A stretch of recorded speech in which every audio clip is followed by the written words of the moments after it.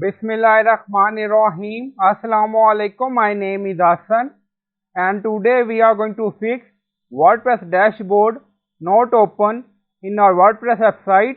Before starting work, it's my request, please subscribe my channel. Thank you. Now back to our work.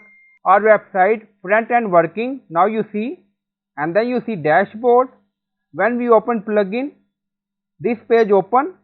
Now you see plugin section open. Now back to home page. All these link working, only dashboard.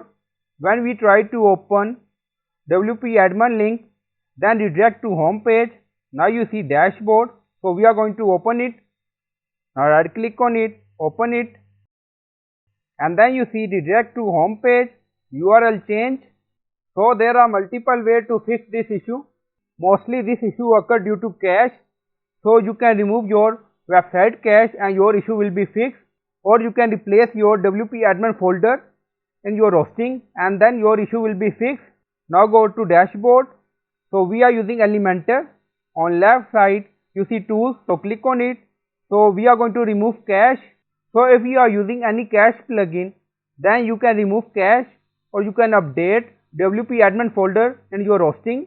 Now you see regenerate CSS and data, so click on it and then click on sync library. Now you see both done and then click on save changes. Now you see settings saved. Go to website. Now open dashboard from here.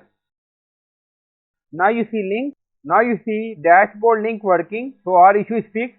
If you are using cache plugin, then you can remove website cache and then your issue will be fixed. If your issue is not fixed, then you can replace WP admin folder in your hosting. Now go to hosting.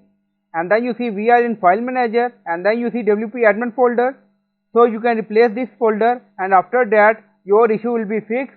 So I hope you like this video. Please like, comment, share, subscribe. Thank you for watching.